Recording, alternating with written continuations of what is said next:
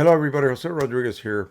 Just a few days ago, and I discussed this in my live stream, a viewer asked whether he needs to use the same paper that he's going to be printing on mostly to perform a head alignment, like a precautionary head alignment. Say, for instance, the thing that you're supposed to do is do a nozzle check, verify that your printer's nozzles, the printhead nozzles, are completely clear, those that are activated. And on Canon printer, not all the nozzles are activated, only the required number of nozzles. You have extras that are just waiting to be replacing the ones that are damaged. They're called redundant nozzles, but that's a different story. But anyway, you run your nozzle check and then you proceed to run your head alignment. And what that will do is basically prevent banding due to the misalignment of each pass, for instance. The pass compared to the advance of the paper has to match so that there's no overlapping per pass or no gap between print passes. And so you run this head alignment now. Do you need to use the same paper that you're going to be printing on?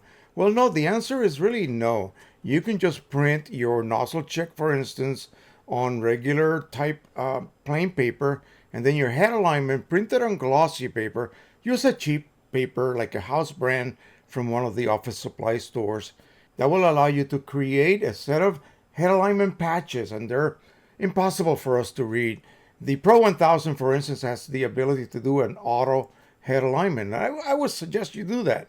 It will pass or fail. It depends on your condition of your nozzle check. So once you run that, each time it creates a set of patches, it's going to then scan them internally. Yes, it has a sensor for that, and will then adjust whatever it needs to adjust. And at the end, once you're finished and it has passed muster, let's just say, you're not going to be creating prints that have banding. And I'll show you an example. Now, what he was referring to was printing on thick paper. So does he have to use a thick paper to perform the head alignment? And, technically, no, you don't have to.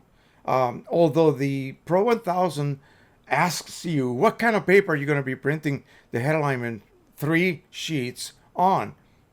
It could be glossy, it could be luster, it could be whatever, but it really does not prevent you from printing on other types of papers. It is creating a mechanical correction so that the width of each ink pass, in other words, all the nozzles are printing a band of detail of dots, matches exactly the amount of advance. Okay, and in the case of higher qualities, it basically matches by overlapping narrower advances. It's really intricate, but at the end you will end up with no banding whatsoever.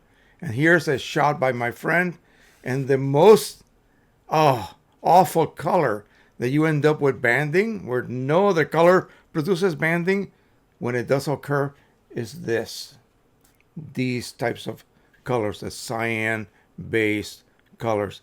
And as you can see, smooth as can be. In other words, this means that every time the head laid down ink, it advanced exactly the right amount so that the next pass does not overlap or create a gap. Now, I am running a head alignment right now on my Pro-1000. It takes a while, but I'll show you what that looks like. Actually, I think I had it over here. Anyway, regardless, I did the nozzle check and it was perfect. So that tells me that I can then proceed and, dedicate those 3 sheets of glossy paper to perform that head alignment.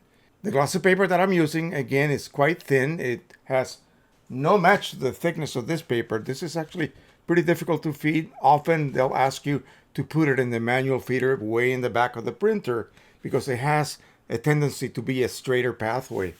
So if I produce something like this and I look at it, I scrutinize it, and I see absolutely no mechanical defects on the way that the dots were laid, then I know my head is aligned. Simple. Now, on printers such as the 8550, 15000, you have to do a manual head alignment. And that's a little bit more difficult because it will produce these little squares made up of little rows of dots. And then you're looking for the square that has no gap or no overlap. And you assign that number to either, you'll have 444, and if the first row has no gap, say in block number 5, then you change that number 4 to 5, and so on. And you do that along all of the numbers that you are given, and then you perform that again, and you should get nothing but 4, 4, 4, 4, 4. Those are the blocks that will have absolutely no overlap or no gap. Almost done. I'm going to show you this. It's like reading Greek. I mean, it's going to be impossible for us to decipher, but it'll give you an idea. And the reason, again, for printing on glossy, and it doesn't have to be expensive glossy paper, just glossy. Glossy has very low dot gain. That means a droplet of ink creates a dot, and it doesn't spread too much. It does not wick and cause a blending, which will then be very difficult for the sensor to determine how to adjust. Okay, either this way or that way. Almost done. So I have been doing this for quite a while, and I have found out that, again, it's really not required. Once you align your print head by performing this action, you can go ahead and print on just about any other type of media. Okay, just telling you this so that you don't worry about having to use, say, like that paper. That is an expensive paper I just showed you. I don't want to use that for a head alignment if I can get away with it. All right, I'll be right back. Okay, I am back. I have here the nozzle check. Okay, the Pro 1000, the Pro 200, and the Pro 300 now have the professional level nozzle check, which is composed of little crosses. You don't want to have either the vertical or horizontal part of that little cross. Again, this is a block of little crosses, and so they all have to be present, and they are. So then I proceeded to do the head alignment, and this is what you end up with.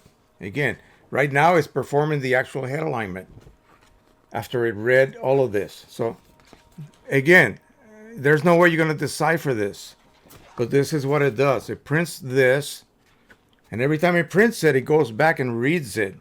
And you see a light shining internally, and it will read every one of those rows. So once that is performed, that print head on my Pro 1000, it's aligned, okay?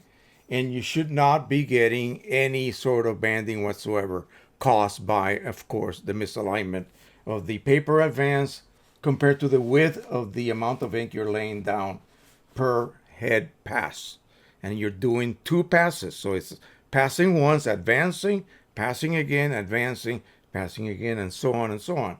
And so that combo has to match perfectly. It cannot be having a gap at advanced a little bit too much, or it cannot have an overlap because it did not advance enough.